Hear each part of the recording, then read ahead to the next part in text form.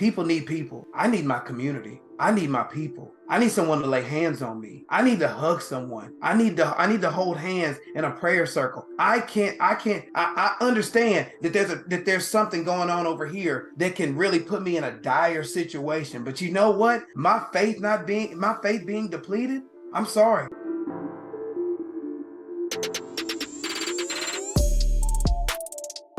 Hey, what's up, everybody? Welcome back to the show. I'm Larry Davis, and this is the Growth State of Mind.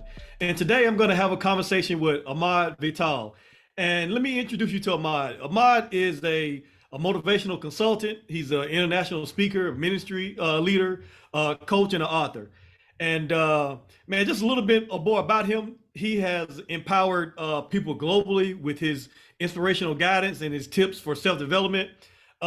He provides his audiences with the tools that are needed to achieve personal success.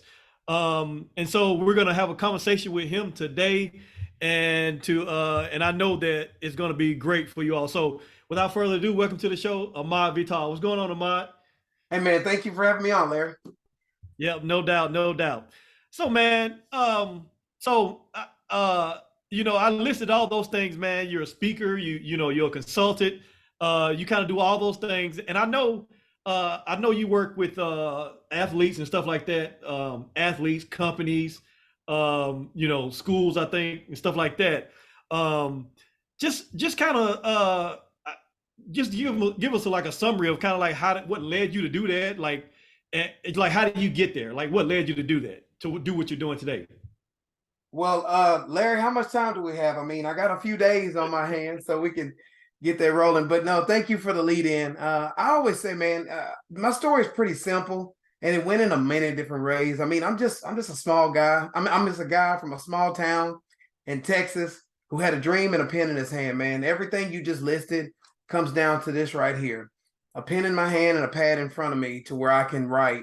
I feel like that's God's gift to me, is to be able to communicate through writing, and everything grew from that. Writing books led me to speaking led me to with my sports media stuff, that led me into mental performance coaching and doing the college football recruiting work and things of that nature.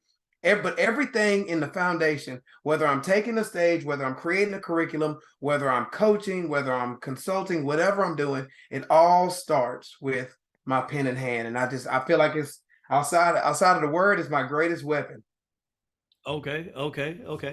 So, were you always like a writer, like even like coming up as a kid and stuff like that? Were you always like a writer?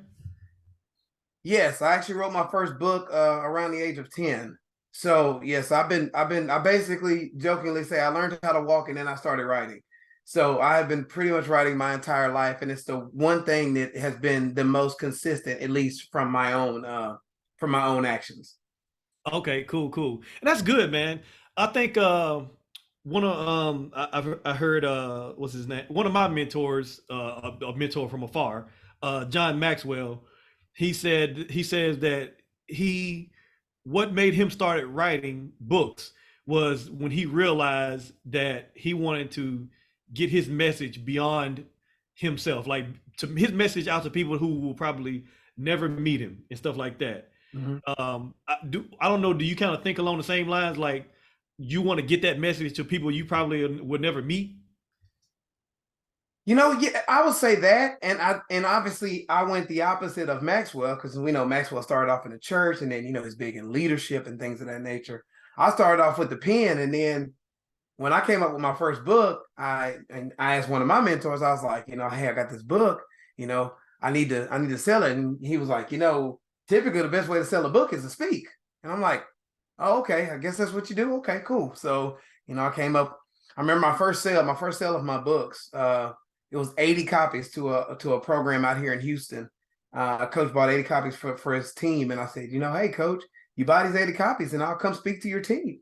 And so then, I put my little blazer on and my jeans, and I'm out there, have no structure whatsoever. I'm, almost reading off of cue cards, but, that kind of birthed everything that we have today. But I do want my message to reach a lot of people. And I really think, aside from writing books to reach more people who obviously you can't physically touch all of them, I also want to leave a legacy. I want something with my father's names on it that'll be in history forever. I mean, once you write a book, it's in the Library of Congress, it's on bookshelves or whatever. And so my name, along with my two fathers' names, will bear the name, will have its name on a book. And that means a lot to me when it comes to lineage. And hopefully it can, be blessing people well past my lifetime. Yeah, man, I can understand that, and that's what we're all here to do, man. We're all here to like you said, bless people, and we're here to inspire people, and just leave our mark on the world, and do what we can to make impact, pretty much. So let me ask you this, okay? What is on this show we speak a lot about personal development, self development, personal growth, and things like that. But what is self development or personal growth, or however you want to say it? Like, what does it mean to you, or what does it mean to you, and or like what is your definition of it? He said self-development, correct? Yeah. To me, self-development, obviously that's a mindset. We'll just start there. That starts all up here. And to me, starting up there is grounded in something bigger than yourself. Obviously, read from my bio, I'm a man of faith. I'm a man of the Christian faith. And it's interesting, if you would have asked me that same question probably 12, 15 years ago, it would be a different answer to today. For me, self-development is getting grounded in the idea that I am called here to do something greater than my life expectancy can bring. I'm here to pour into future generations, other people, companies, and different things of that nature. And for me, self-development starts in the idea of what can you give to the world that will make the world better when you're no longer here, if that makes sense. So the development that comes from that, obviously, reading the Bible, reading personal development books. I know, if I flip this camera around, I see your nice little stash in the back. I appreciate that. I love that. If I flip this around, there's two gigantic bookshelves, and they're broken down into different books.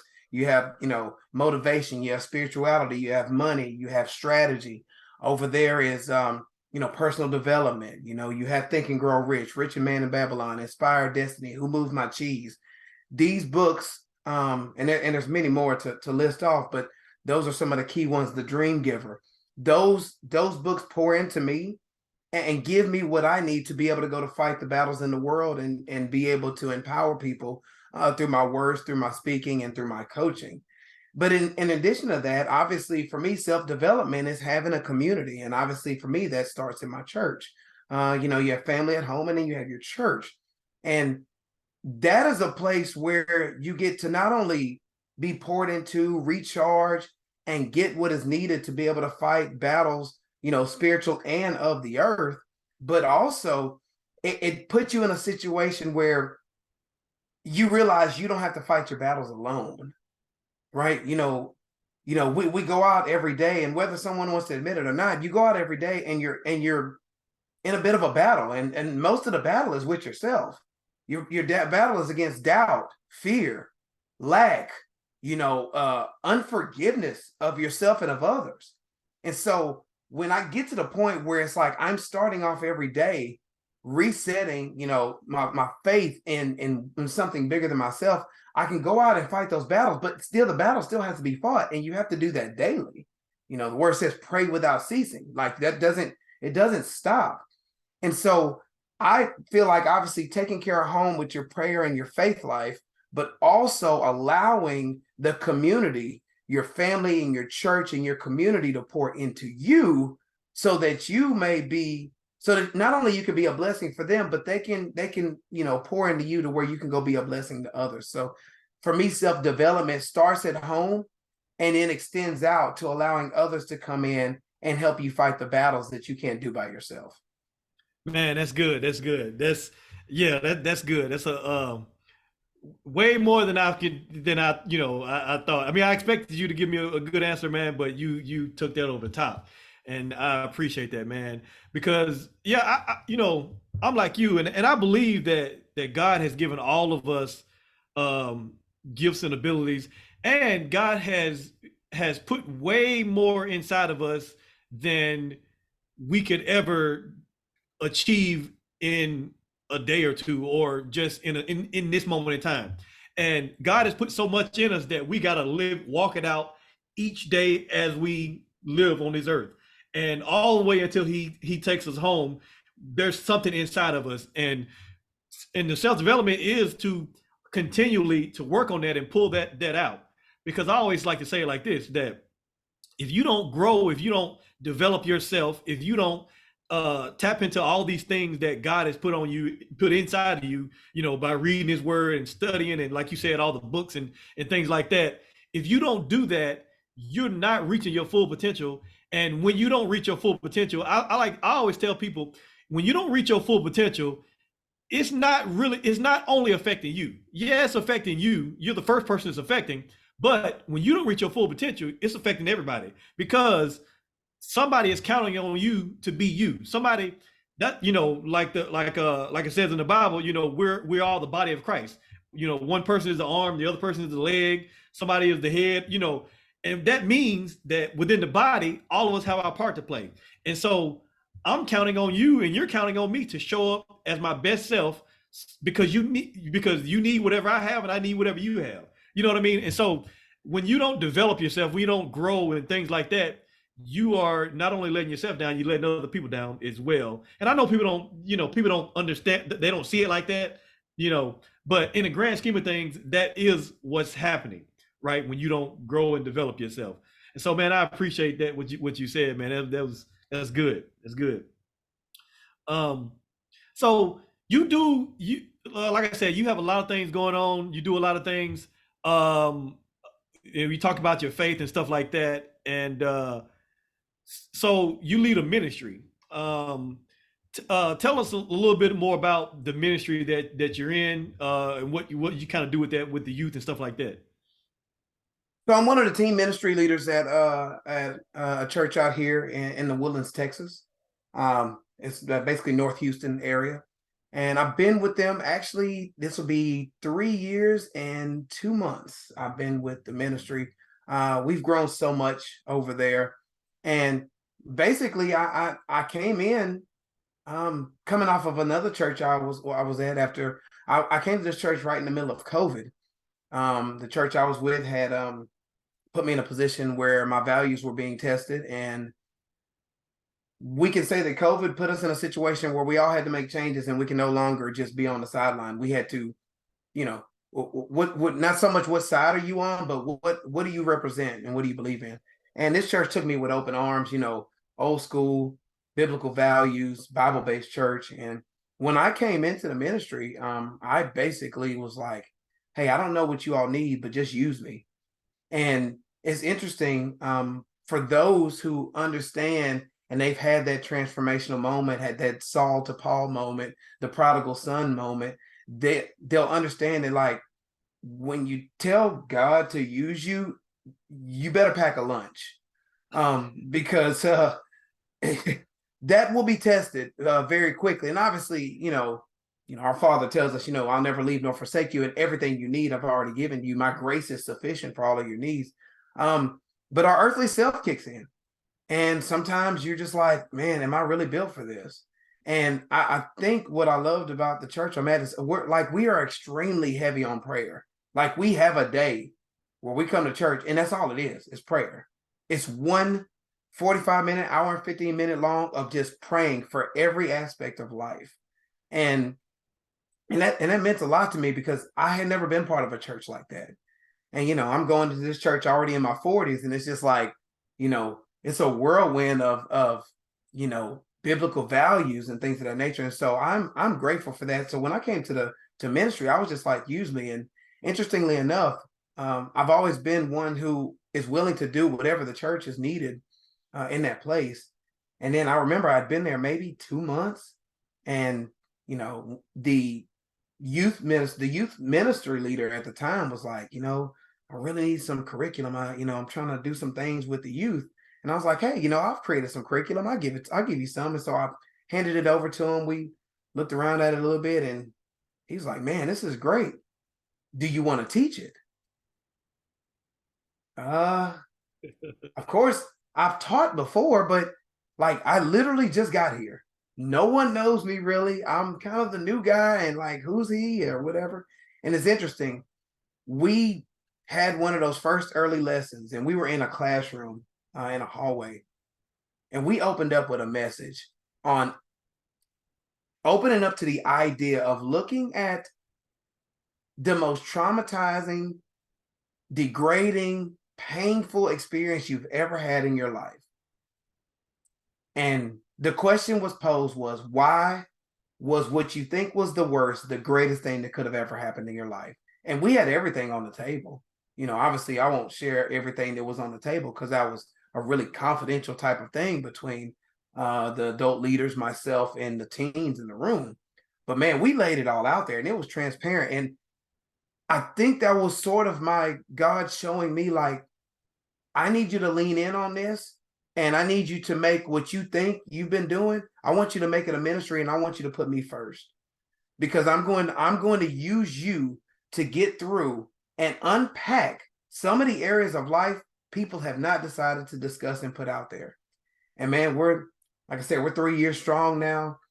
We have a whole system over there, man. We have a thriving youth ministry.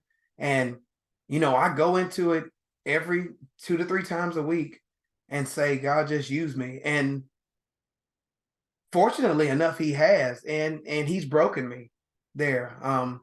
My youth pastor and I was talking the other day, and he was like, man, you know, the growth you've had in the last 2 years, he's like, it's amazing. Because, you know, I went on my first mission trip after the age of 40, never been on a mission trip. And last year and this past year, so I've been on 2.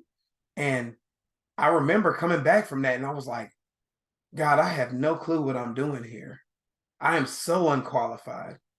And not only that, I'm not deserving of any of this. Like, what do you want me to do? And it was just like almost like when I'm like, hey, go do what I'm calling you to do. And it's like, all right, well, you're gonna have to give me something because I feel ill prepared. But you know, when you really think about it, Jesus didn't choose the most qualified people either.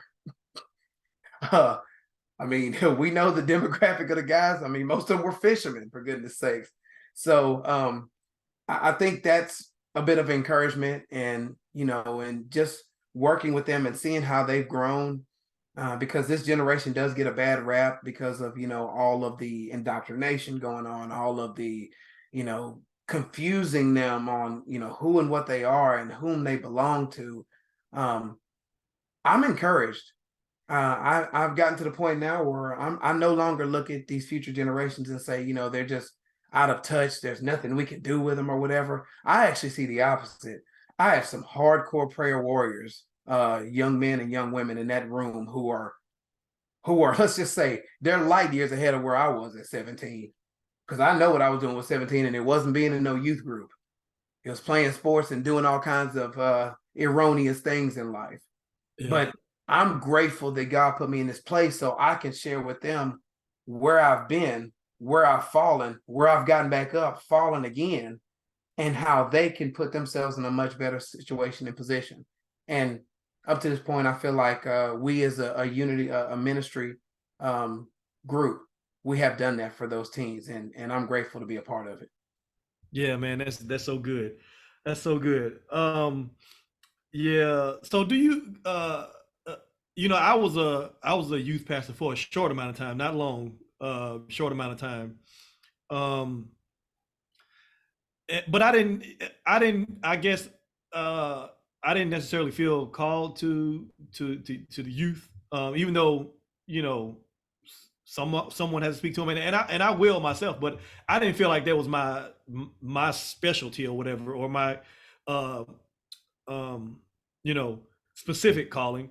But I don't know if I know you work with the, you know, a youth ministry, and then you know, you work with young athletes and stuff like that. Do you feel like you're called to the younger people, to the younger generation, or that's just you just letting God use you? Like, what do you think about that? I do believe in, I think within the last 5 years, I have decided, or it has been revealed to me that working with the youth is part of my calling. And it really came out of, you know, when I came out of college and started working for a newspaper. And what was I doing? I was covering sports in Northwest Houston, and I was covering news coverage out in a town called Katy.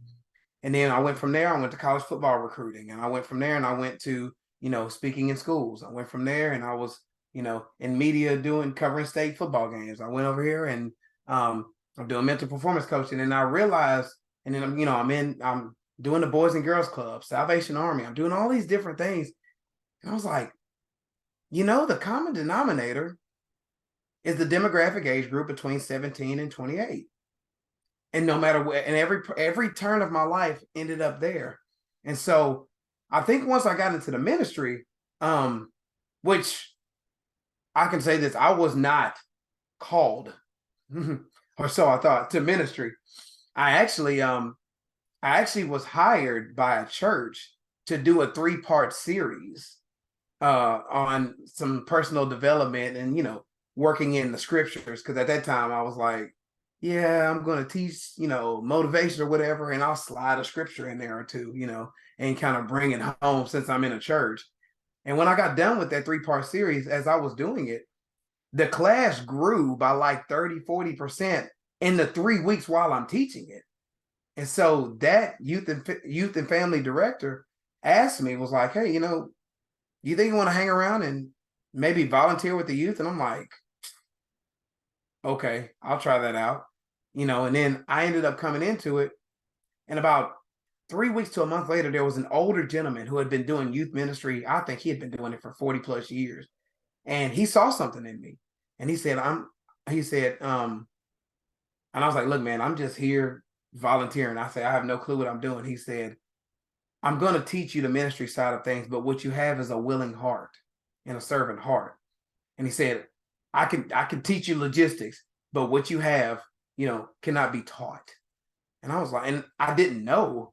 And then of course, over time, it's just, I have a heart for them. I mean, if you pull up my phone right now, I got meetings lined up with young men because they want to sit down. And once I realized it was my calling, then I pledged to God that I would tithe more of my time towards youth ministry.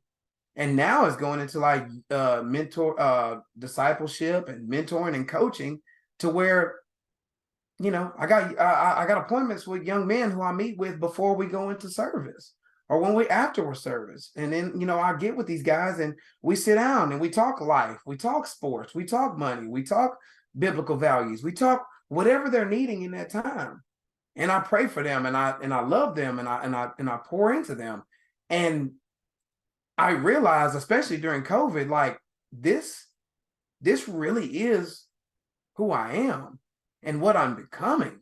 And I didn't know until, I started getting more in touch with God, sitting down with him more, spending time in prayer, worship, and all of those things. And that's the thing I would share someone with their calling is just, you don't have to sit in the silence. You have to sit and quiet. You got to talk to God, right? You got to have those conversations with him. When you're in your closet, close the door, have that personal time with him. And it needs to happen every day, just like you groom yourself every day. That needs to be done to be able to find out what it is that you're called to do. And once you find it, then you double down and you make it part of your life's mission to do so. Yeah, man, that's good. That's good. And let me help somebody, man. Let me help somebody with this. It's a lot of people want to find out what they're called, like what is their calling. A lot of people want to find out what is their purpose and things like that. But if you would just live life and get with God and be open and do like you said, open yourself to you being used and open yourself to serving, you will find what you're called to do. Because it'll find you, just like, you know what I mean? And I believe that's probably what happened to you. It'll find you, you know what I mean? And people will ask you to do things, and then you'll be like, like yourself, and you're like, oh, okay, well, I guess I can do that, because God put it on their heart to ask you to do specific things, because God knows, you know what I mean? And so a lot of people, so many people are trying to find their calling and their purpose and things like that, but you can't find it sitting still. You know what I mean? You can't find it sitting still. You can't find it at home sitting on your couch. You got to get up and start moving towards things that you just feel compelled to do. And you'll find your purpose. You'll find your calling. You know what I mean? So, and that's the way it happens. And so that's what I hope I just help somebody with that, and I believe I just helped somebody with that because so many people say they want to find their calling, and but they're not doing anything. And so, and another thing you made me think of when you was talking is, when you was like, you know, uh, when you were quote unquote called, you know, here's the thing, we're all called. We're all called. I mean, some people have specific titles and things like that, but at the end of the day, we're all called, and we're all called to serve. And if you would just serve in whatever's needed, you'll find your way. You'll find your way. You know what I mean? And so I think somebody needed to hear that. And whatever you might not have a title, you might not have a specific title, but titles will come. You know what I mean? It's like for me, I'm an ordained minister, but I I've always been called to do what I do, and I've always been called to serve. You know what I mean? The ordination came at a later time, but I was who I was before the ordination. And the ordination was just the official ceremony, the official, giving me a title and things like that. That was just the official. But I was who I was before that. And I was a servant. And because that's all a minister is a servant. And I teach and preach, but at the end of the day, I'm a servant. You know what I mean? And so that I believe that's something that we all can take, because I know so many people are trying to find their calling, trying to find their purpose and things like that. They're trying to figure it out. And they think that they need to have some title first, you know what I mean? And the titles will come. And like you said, somebody's going to come along and teach you the things that you need to be taught, but you already know how to do something specific yourself. So just do that thing. You know what I mean? Larry, you hit on something, and really and truly, and you touched on things that you didn't come out and say it, and I'm not speaking for you, but the stuff that you were talking about that people are worried about, that doesn't matter. It's the work. It's the service, right? Put yourself out there and say, okay, because once you wake up every day and say, there is something I'm working towards that leaves the earth, my situation, my family, my business, my job, and all of these things I'm part of, what can I do to contribute to this? And I think about 3 years ago, I came up with the idea that every action I engage in on a daily basis needs to include 3 words: service, gratitude, and impact. Okay, if the actions I'm doing don't involve those 3, do I really need to engage in them? Right? Am I not in a service mode? Am I not grateful for the moment? And am I not making an impact on someone else's life? Right? Once I got into that mode, because I had a mentor who literally used to just tell me, serve, serve, serve. Look for opportunities to serve. Look for opportunities to give. Like, keep planting, keep planting, keep planting. And I was just like, what? Like, when do I? No. I'm not asking you to worry about when the harvest comes. You just keep planting. And lo and behold, I've taken that mindset. I probably had that mindset for probably almost the last 20 years.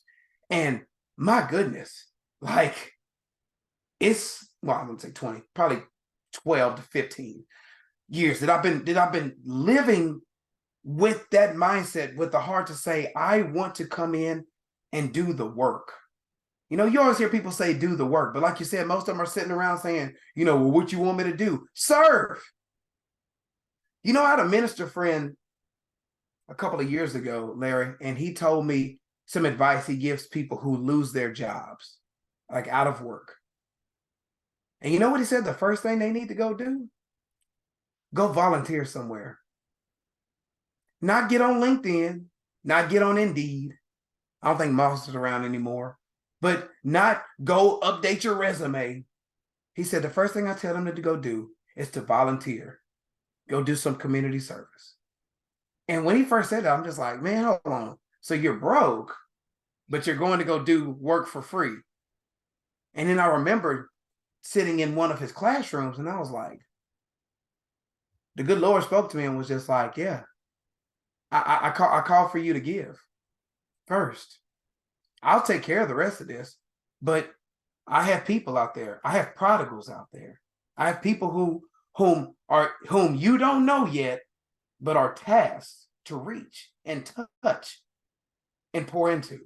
So you do that, and I'll take care of this over here. I want you to stay focused on the bigger portion of things. And man, I've just gotten to the point where like I'm my heart is out to serve on a number of levels. And the interesting thing is that every time I've been through a time, a moment where things are sort of down, and I think somebody on your line right now is going to be listening, and they're like, I never made it on the other side of 2020 and 2021, and they're just like, what, what is next or whatever, and I think that reignite your love of service, reignite the idea of like, reach back out to those, take atonement for the stuff you've done, take personal inventory of your life and say, am I plugged into a community? Am I plugged into a church? And see, that was one of the things where, with COVID, interestingly enough, they kept certain things open, but the first things they closed was the health clubs and the churches. And that's a whole nother podcast for another day. But it's interesting what they kept open and they shut those things down. It was like, hey, you can just go to church online. Online church isn't enough. People need people. And I don't care what side you fall on the idea of the danger of, the COVID-19, the pandemic and all those things, because I'm not disputing the validity of what it was. I'm not here for that conversation right now. But what I can tell you this is once we had a few things figured out, and even before then, I'm like, okay, I'm an able-bodied human. I'm healthy. I'm fit. I need my community. I need my people. I need someone to lay hands on me. I need to hug someone. I need to hold hands in a prayer circle. I understand that there's something going on over here that can really put me in a dire situation. But you know what? My faith being depleted, I'm sorry. I'm taking that trade-off. I'm taking that trade-off 10 out of 10 times. Because the idea of being in a room with people and connecting with each other, I don't care if we're 3 feet apart, right? I'm in the room and we're worshiping together. You can't substitute that through no screen like this. And so that's one thing I tell somebody, I'm like, look, man, you need to plug into a community, because this thing called life, we're not meant to be doing it alone. We're meant to be with others. We're meant to, I'm not going to say need each other, but we do need each other. We right? do. When you having one of those days and you call your brother and you're like, hey man, it's been rough. And your brother's like, yeah, man, let me pray for you. It's like, what's really happening? You're blessing him, right? Because his father, our father, called him to pray unto others who are sick and in need of healing. So you being like, oh, I don't want to share my problems or whatever, you're blocking his blessing. He doesn't get the chance to pour into you because you're just like, I don't want no one to know I'm vulnerable and I got some things going on. Now I'm just like, you know what? I'm hurting.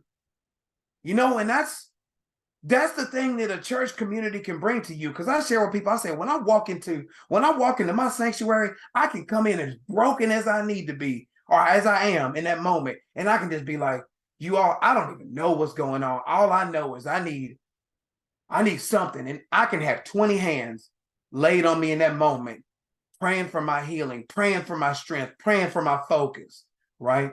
That's what we need, right?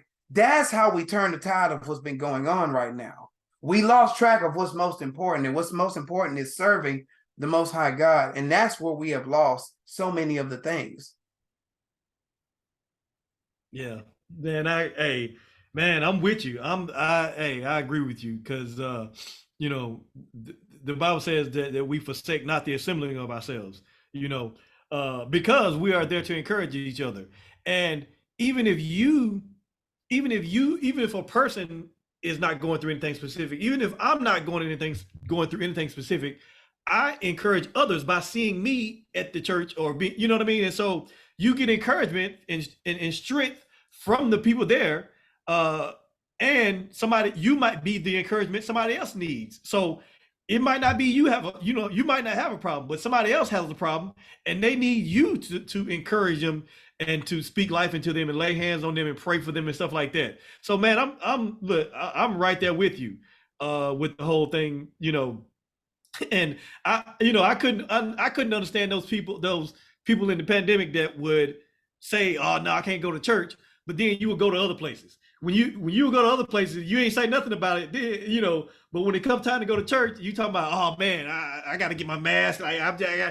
You saying all this stuff, but you wide open at the game or somewhere else. You know what I mean? So I didn't understand that with the people, But you can go get your Captain Crunch and Pop Tarts, but that church, I'm not sure about that. It's like, come on, man. And that's the thing. And you just made a great point, man. Some of the people, they really were, really holed up, and whether they had some of the pre-existing conditions that were really like, I lost my father over a decade ago to COPD, and I'm like, if he would have been alive, yeah, we'd have put him under lock and key with what was going on. There's no way we'd have let him out for anything, not whatsoever. But like you said, you're going to ball games, you're going to the grocery store, you're going to go get some takeout, you're going to, different people's houses whom you don't even know.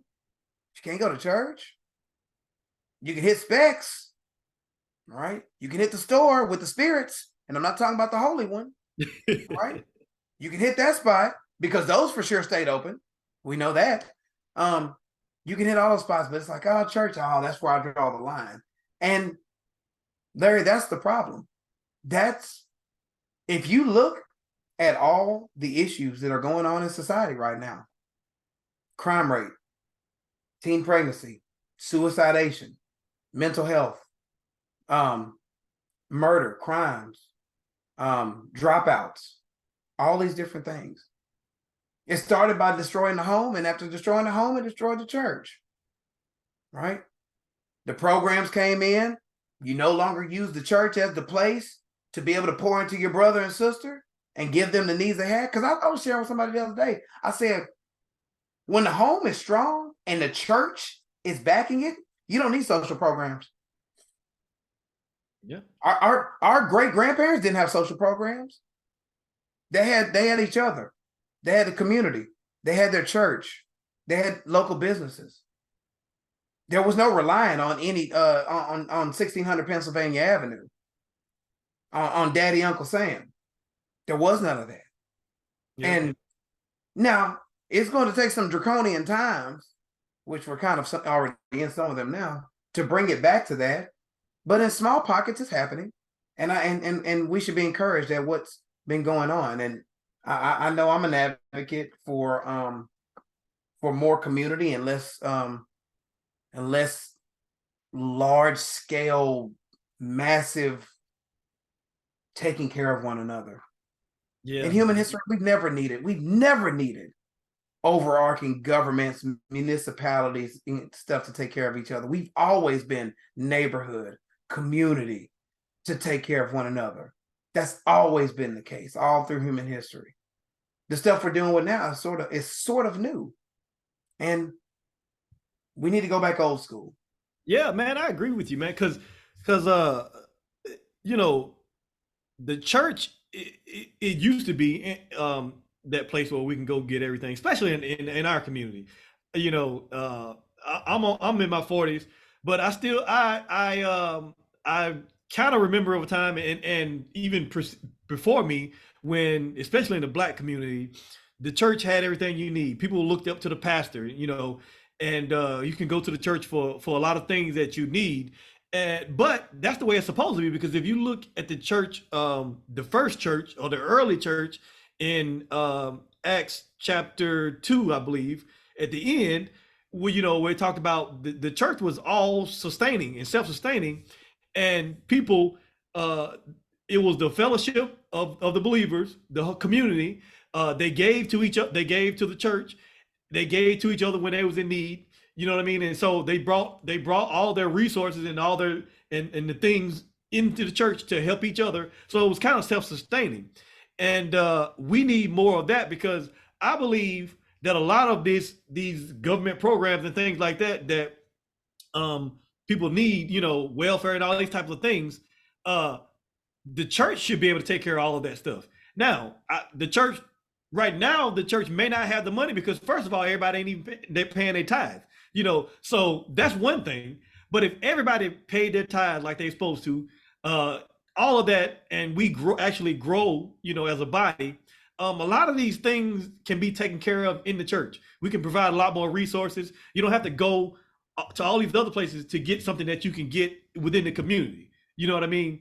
And so, yeah, man, I'm with you. We need to get back to, the way God intended this thing to go. You know what I mean? So, yeah, we just need a purging, a cleaning out.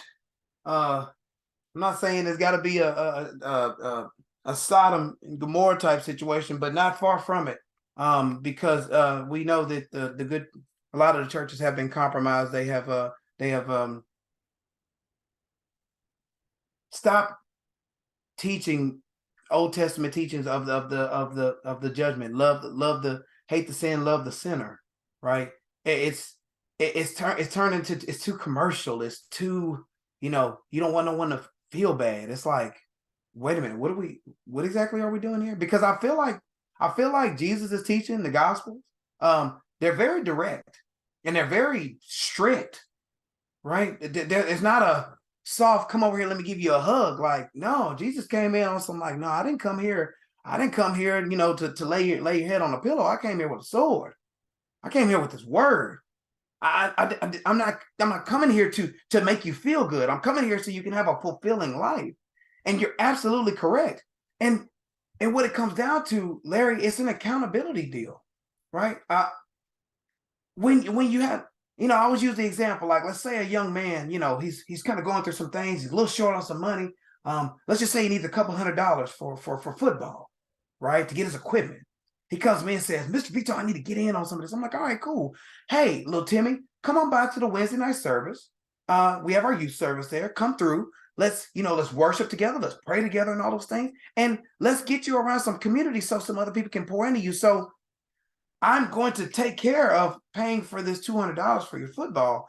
But by you building the community that you're going to have with 100 other teenagers and their parents, now you can put yourself in a situation where you're in a community to where now you can look at one of them and say, Mr. So-and-so, can I cut your grass? Can I come walk your dogs? So now I'm not just giving you the fish.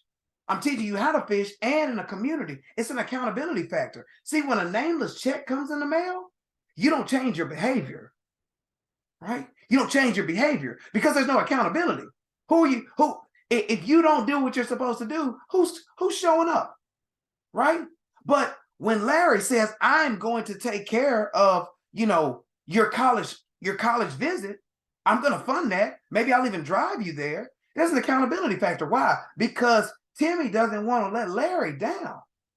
Because now it's like, it's Uncle Larry, it's Daddy Larry, it's Brother Larry, whatever that looks like, right?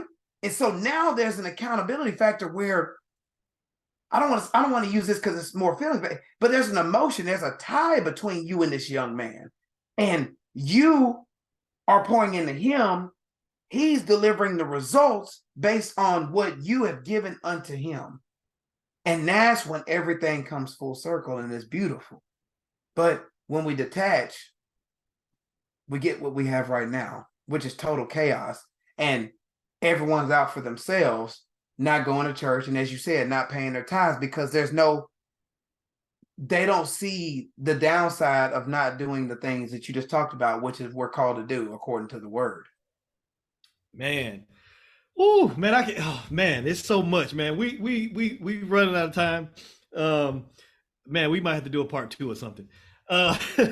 Because man, there's so much to this what we're talking about right now, man. And I'll say this, and we can end the show, man. There's so many things.